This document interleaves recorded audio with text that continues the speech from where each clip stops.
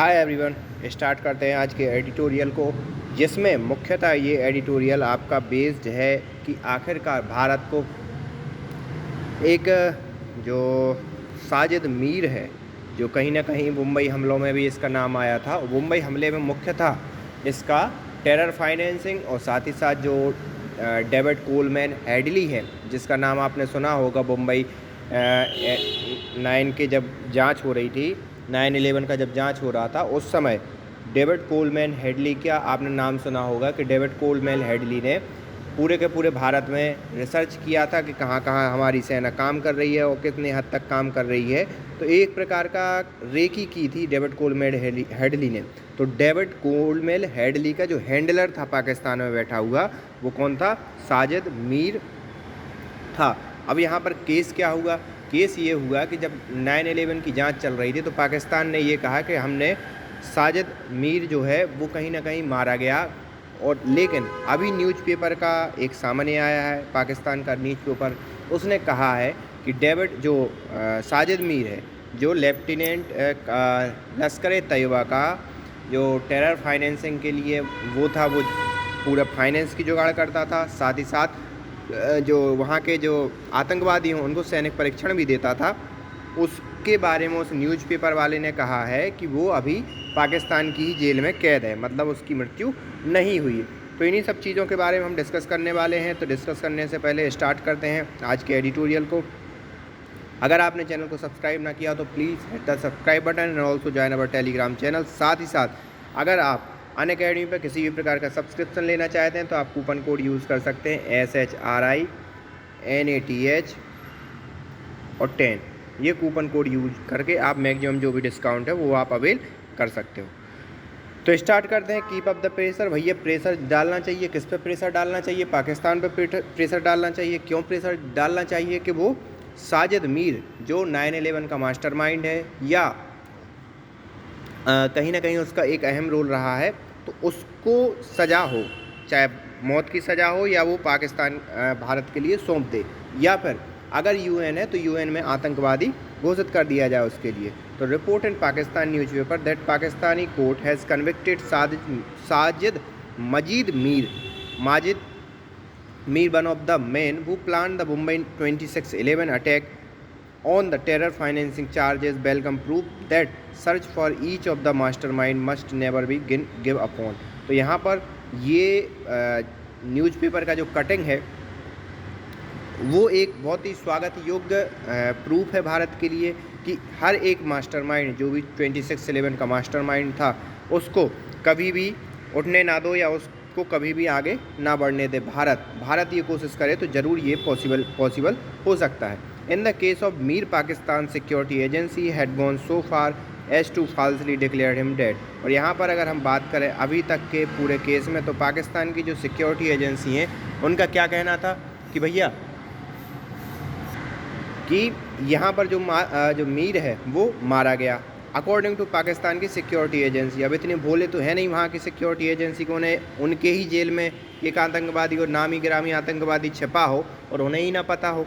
तो he was reportedly sentenced to more than 15 years in jail and he is serving his term in a Lahore jail। और यहाँ पर जो report जो newspaper ने publish की है उसके अकॉर्डिंग ये 15 साल की जेल काट रहा है और ये लाहौर की जेल के अंदर अभी भी है। Mir the lieutenant Lashkar Taiba former deputy chief of the international operation has been wanted for his role in recruiting 26/11 attack, being the handler of the David Headley who carried out the reconnaissance for the Lashkar-e-Taiba during the several visits to India and for being in Karachi control room during the Mumbai siege। तो यहाँ पर जो मीर कासिम है वो wanted था, wanted आतंकवादी था। और क्यों था? क्योंकि उसने 26/11 में जो वहाँ के जो आतंकवादी थे, जिसमें कसाब का भी नाम सामने आया था, उन सभी आतंकवादियों को सबसे पहले तो इस आदमी ने ट्रेनिंग दी। साथ ही साथ जो डेविड कोलमैन हेडली यहाँ पर जो था, जो अमेरिका का नागरिक था, उसको भी इस बात की ट्रेनिंग दी और उसका भी हैंडलर था, उससे पूरी जानकारी ये ले रहा था कि आखिरकार कहाँ पर क्या क्या चीज़ें हैं। और जो सब बॉम्बे को जो एकदम कोशिश की थी ताज को एकदम किडनैप करने की, ताज को एक प्रकार से आतंकवादी के द्वारा कब्जा करने की ताज होटल पर, वो सब इसी के द्वारा ऑर्गेनाइज की गई थी। Headley named Mir in his deposition to US court after he was given a plea bargain by the US government as well as deposition by the video link for 2611 trial in India. और यहाँ पर अगर हम बात करें तो मीर का नाम किस किस ने लिया था? मीर का नाम डेविड कोलमैन हेडली ने लिया था, 2 बार लिया। एक तो जब यूएस गवर्नमेंट के साथ सामने भी उसने लिया, और दूसरा जब इंडिया ने भी उससे पूछताछ की वीडियो कॉन्फ्रेंस के जरिए, तो उसने मीर का नाम लिया था। Mir is also wanted for the Lashkar-e-Taiba conspiracy to attack a Danish newspaper accused of publishing blasphemous cartoon and bomb of nuclear installation in Australia. साथ ही साथ मीर इस बात के लिए भी वांटेड था, किस बात के लिए? क्योंकि डेनिश न्यूज़पेपर, एक डच न्यूज़पेपर जो ऑस्ट्रेलिया में चल रहा था, उसको मतलब पनिश करने के लिए। क्यों पनिश करने के लिए? क्योंकि ये वो ईश निंदा वाला मसला रहता है इन लोगों का। तो ईश निंदा के मसले को लेकर वो थोड़ा सा आहत हो गया था, और उसी चक्कर में वो लश्कर-ए-तैयबा के जो वहाँ पर हैंडलर था ऑस्ट्रेलिया में, वो न्यूज़पेपर था, न्यूज़पेपर को पर अटैक करने का उसने प्रयास किया। He was also convicted by the French court for recruiting He was also convicted by the French court for recruiting Lashkar-e-Taiba operative and believed to have also recruited terror volunteer in the Virginia paintball जिहाद case in the US. और वो साथ ही साथ किस बात के लिए भी कन्विक्टेड था कि उसने French court for recruiting Lashkar-e-Taiba operator, मतलब फ्रेंच कोर्ट के द्वारा भी उसे दोषी करार दिया गया था। The timing of Mir's conviction appear to be linked to the final stage of Pakistan grey listing at FATF in June. और यहाँ पर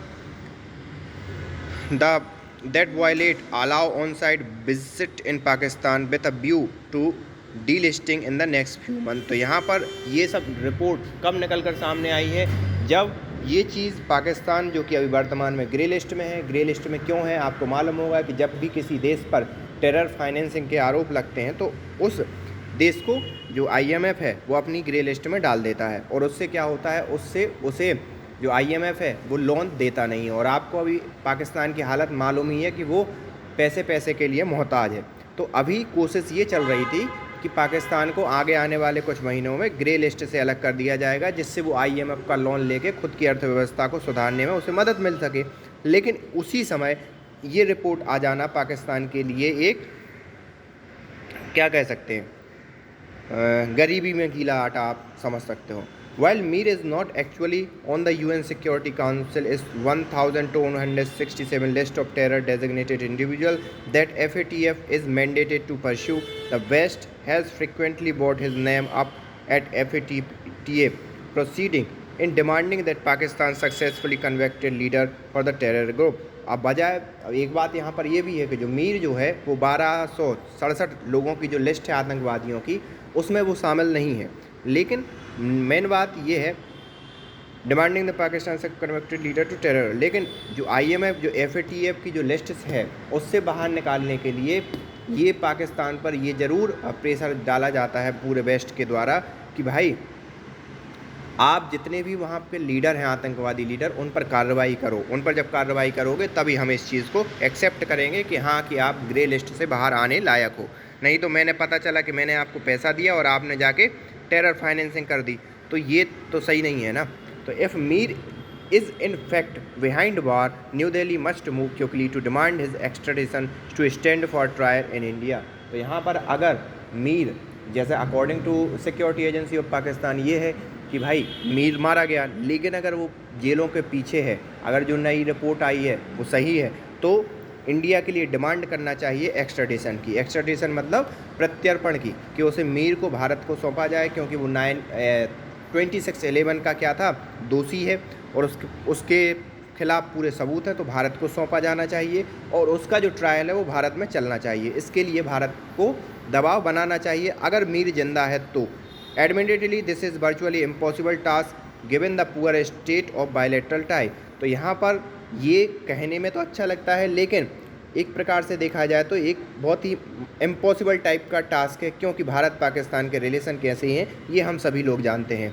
new Delhi must also rectify the error in not pursuing made additions to the UNSC list thus far and launch a concerted international effort to meet to be prosecuted for the number of terror attack he has been involved in, not just for terror financing. तो यहाँ पर भारत अभी तक जो गलती कर चुका है कि मीर के लिए उसने कोई प्रयास नहीं किया कि उसे यूएन के द्वारा घोषित आतंकवादी घोषित करवाया जाए। जो प्रयास अभी तक भारत ने नहीं किया उसे वो भारत के लिए प्रयास करना चाहिए, और ना केवल इस चीज़ के लिए कि टेरर फाइनेंसिंग, बल्कि एक आतंकवादी हमलों के लिए उसको दोषी ठहराया जाना चाहिए। As with Hafiz Saeed, Zakir Rehman Lakhvi and other Lashkar Taiba member, it is necessary to keep the spotlight on Mir given the predilection of the Pakistan legal authority for reversing conviction and reducing the sentencing for terrorists once the heat from international agency reduces।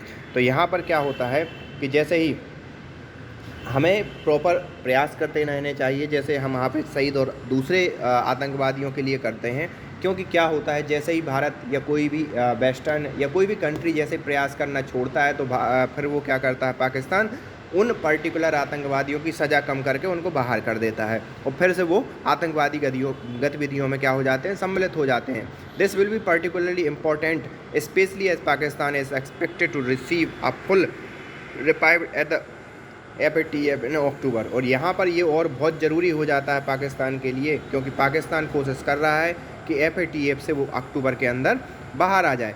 And it is must be made clear that government will continue to pursue the legal process against each of the men behind the Mumbai attack until they are brought to justice। तो यहाँ पर हमारी government के लिए पूरे प्रयास करते रहने चाहिए, हर एक उस आतंकवादियों को एक प्रॉपर दंड देने के लिए, जो जितनी सज़ा होनी चाहिए वो सज़ा देने के लिए, जब तक कि उनको सज़ा नहीं मिल जाती। और हर एक आदमी के लिए भारत को निरंतर प्रयास करते रहना चाहिए जब तक हर एक उस आतंकवादी को सज़ा नहीं मिलनी चाहिए, भले चाहे वो टेरर फाइनेंसिंग में उसका रोल रहा हो, चाहे सैनिक परीक्षण में उसका रोल रहा हो, या पूरी की पूरी जो हमला करने की साजिश है वो बनाने में उसका रोल रहा हो।